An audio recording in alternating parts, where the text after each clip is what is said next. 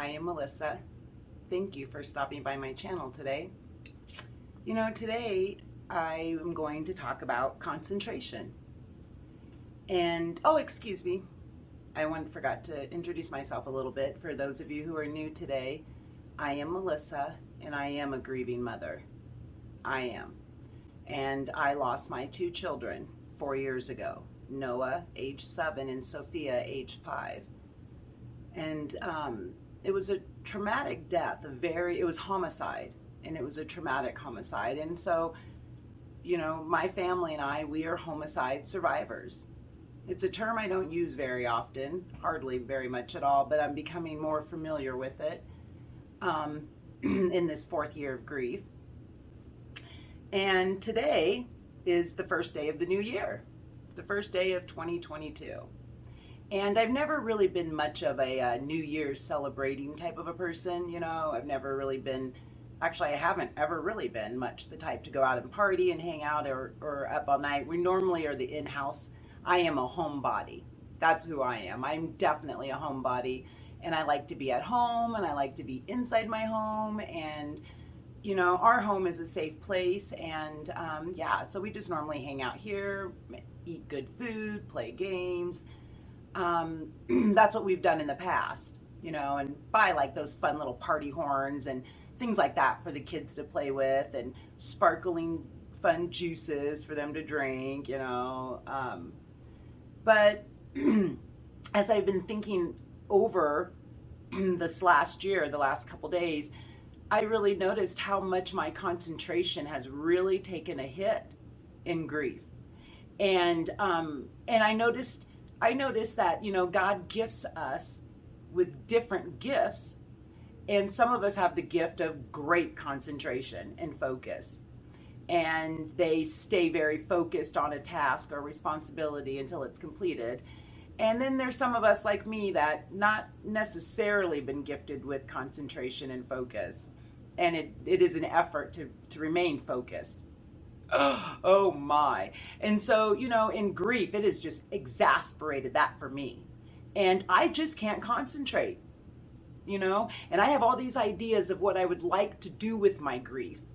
And I just can't seem to stay focused on any one particular idea to get it accomplished, or to where it even begin to start to do it.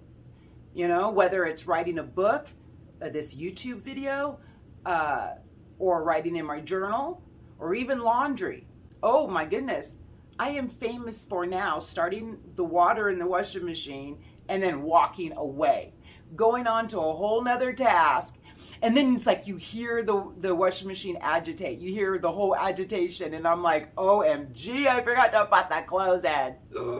So you're running there, washing machine's full of soapy water, just agitate nothing, and if anyone's done that, you get nice and wet. You stop the agitation, but you're getting really wet, getting those clothes in there because you're not obviously wanting to waste the soap. Oh my goodness. Yes, I do that in grief, and then shoving those clothes in. So anyways, once again, can't seem to focus, can't seem to concentrate, grief brain. And so I have my notes, stuff that I wrote down. So, so in grief, and I'm sure others, as I talk to other friends who are grieving, and especially the beautiful mothers that I've met who are grieving the loss of their child, they say their concentration is gone too. I space out at work. I zone out in conversations. There has been so much that I say to my husband, what did you just say? Or what were we talking about? Like, we'll finish the conversation, and 30 seconds later, I will turn to him and say, what did we just say? Yeah. I'll watch a movie, and I don't even know what the plot is.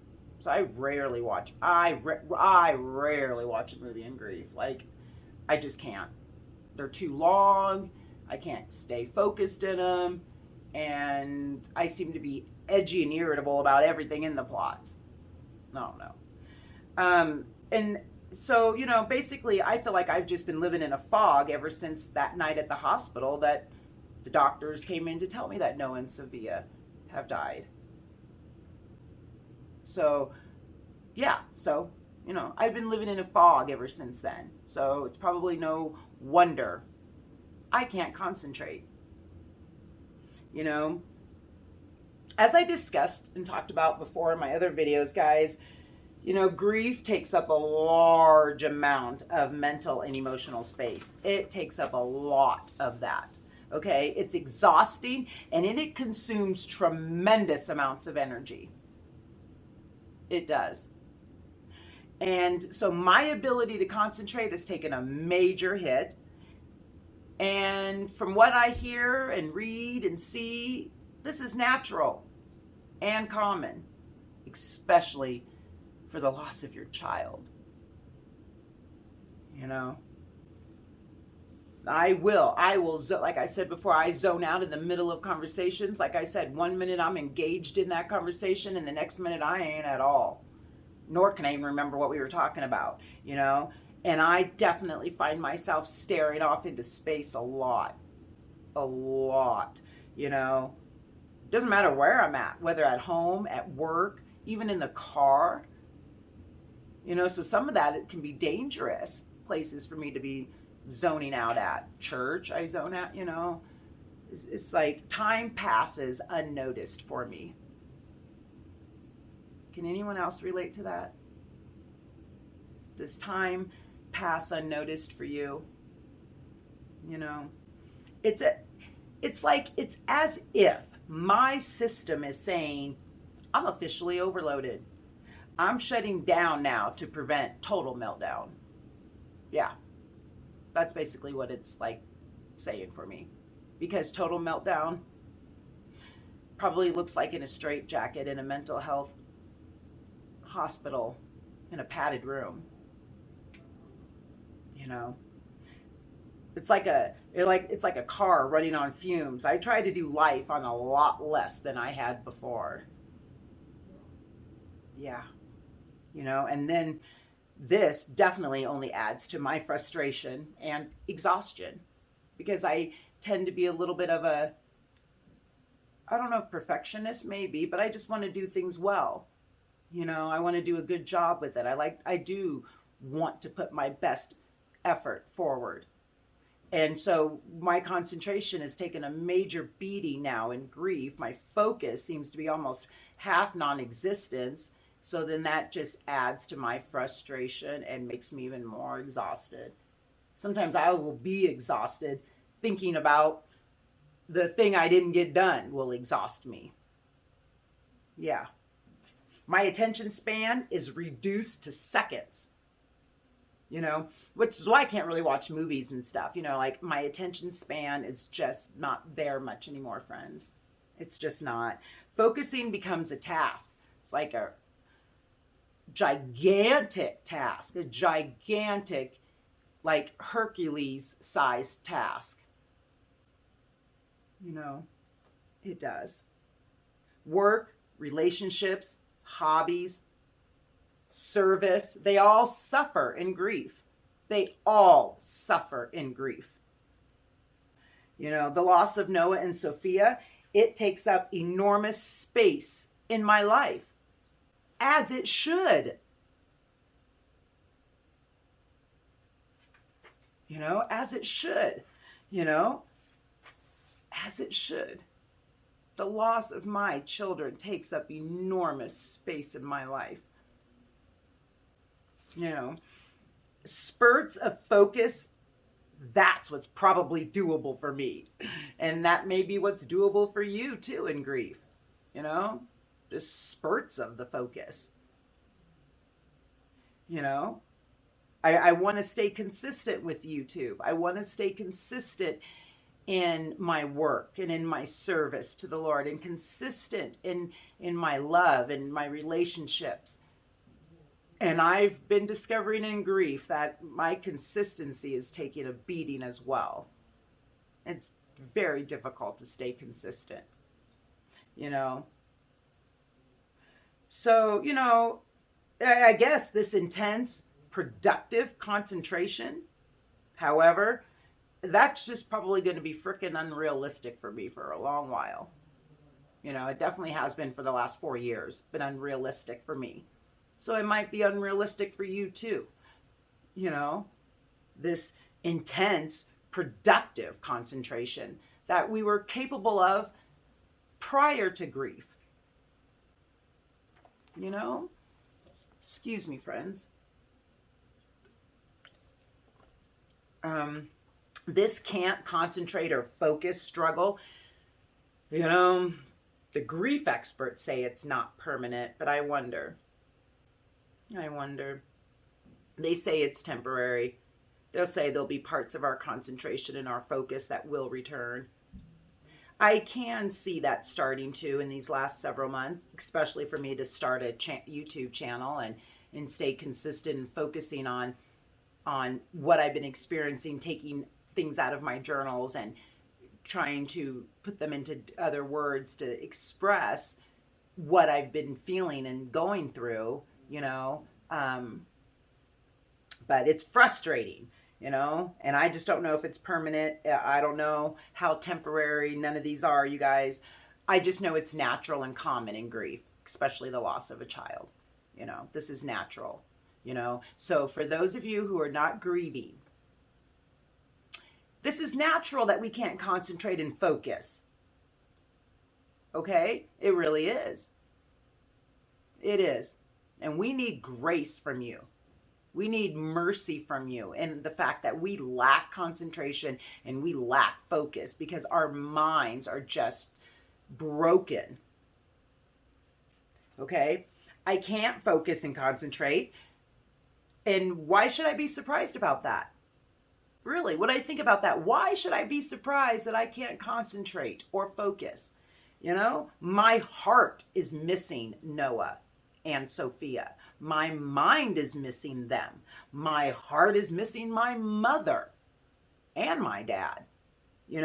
So when I can't perform or focus as usual, I grow frustrated and angry.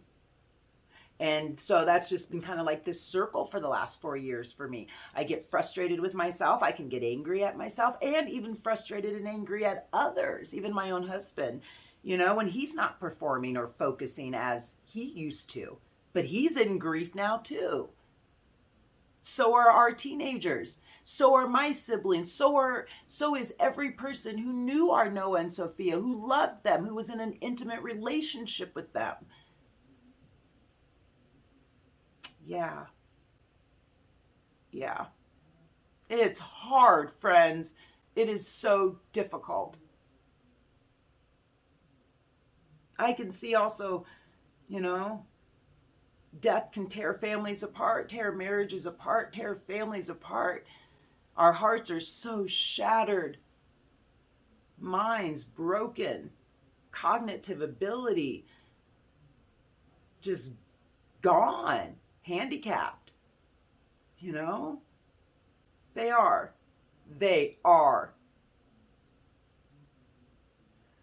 Oh, there was like a question, in my grief journal that I wrote down, and it said, "Have you noticed a decreased ability to concentrate since the death of your child?" Yep. Hello, me. And how so? So, I was like, I think I spent a whole journal writing about how so. All these things I just got done for talking to you. I was just writing down all these different areas where I just don't have any more concentration at and focus at, And then the Lord started whispering to me, bring them to me, bring them to me, bring them to me, So I am slowly learning each thing of focus and concentration that I'm struggling with. I am learning, slowly experiencing that when I really do sit down for a moment with the Lord, give them to him, express how I'm feeling to him, because he already knows anyways, it starts to smooth itself out, that particular task or responsibility.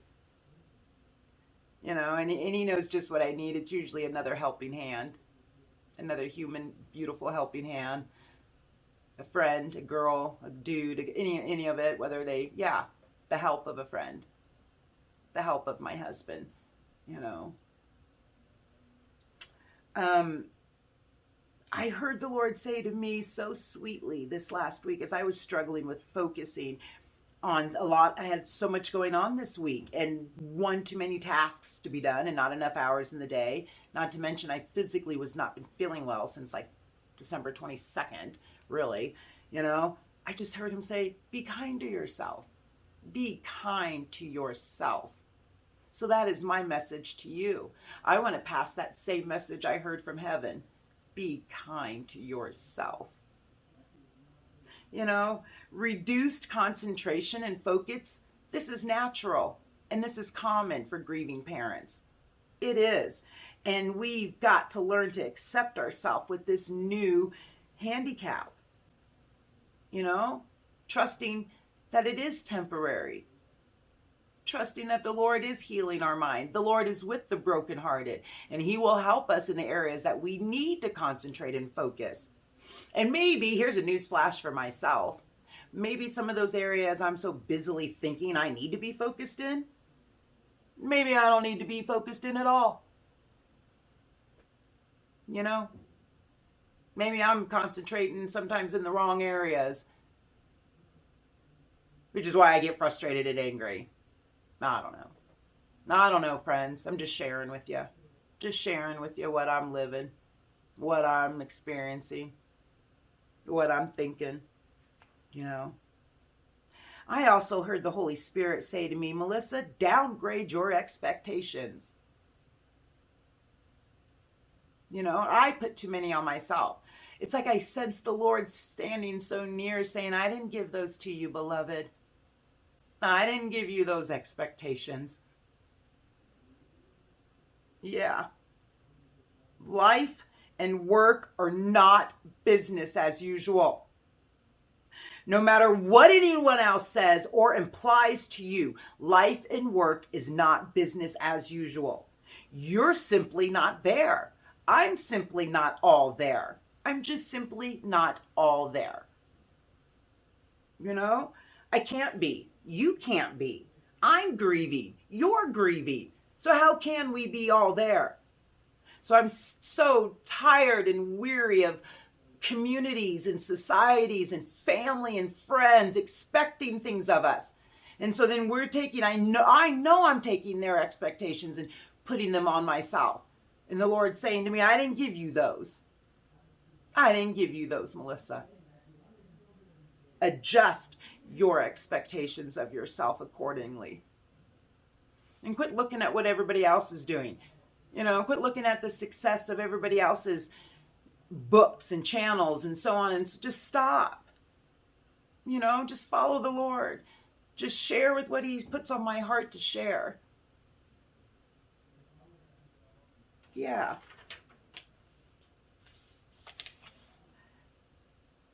Yeah. Another, I wrote this down. I didn't know if it would be helpful. It sounds a little odd, but in my journal it talked about planning your concentration in spurts. So, you know, I guess that makes sense. I guess that makes a little sense, you know, because right now I got way smaller windows of concentration to work with. So I guess I need to be using them more wisely, you know, because my windows are really small, you know, so I need to get the most important stuff done first, you know, and yeah, I found that if I'm experiencing these last 4 years, you know, I start my morning off with the Lord, no matter how I feel, you know, and He's able to guide me through my day, guide me through my grief, give me the space to cry and scream and stare at the walls. You know, the Lord provides all of those moments for me. You know, it's like I just kind of realized that, you know, and those are tender moments, you know. What's really truly important too, grievers, mothers and fathers, is that we rest, you know, and I'm preaching to the choir on this one. You know, give yourself space, stare at the walls. Your mind and heart need to rest from this severe trauma. They do. Our minds and hearts, they need a rest. They need some type of an attempt of recovery, from this severe trauma. The scar is great, friends. It is so great. But let's make rest a priority, maybe for this new year that's stretched out before us. Let's make rest a priority. Most concentration and focus issues probably are temporary. I imagine I won't always have this intense lack of focus and concentration. My hope is in the Lord, but in the meantime, I just need to be patient with myself. I need to be more patient with myself. And I imagine maybe some of you need to be more patient with yourself. You've lost a child. I've lost 2 children. No parent should ever have to be a part of this club. So damn it, we need to take it minute by minute. We need to take it minute by minute, do the best we can, and be merciful with ourselves. Be merciful with ourselves. Because you know what? I've already been experiencing, if we don't be merciful with ourselves, then who really will in this earthly life? I pray you will be blessed with some merciful friends and family. I do. I pray for my viewers. I pray for every soul that watches my video. And I got a deep heart for the grievers. I got a heavy, heavy heart for us grievers. And especially those who are grieving the death of their child. Yeah, much so, friends. Much so. Well, God bless you today, friends. God bless you as this year stretches out before us. And I'm hoping for good things this year. I'm hoping. And I'm hoping I'll be able to maybe focus a little bit more this year. And if not, then so be it. It wasn't the year for my focus. Be well, friends, and God bless you. And I'll see you next time.